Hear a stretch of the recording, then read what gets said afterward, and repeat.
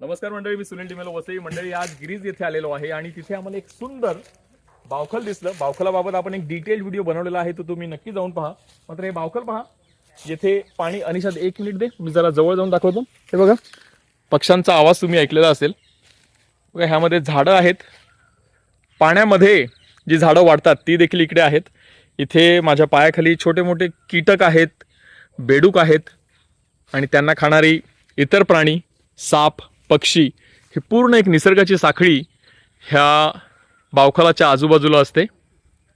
सुंदर मनमोहक असं हे दृश्य आहे. हे पहा, म्हणजे आपण डिस्कवरी वगैरे जे पाहतो त्यावरती जसं दृश्य असते तसं हे दृश्य वाटते.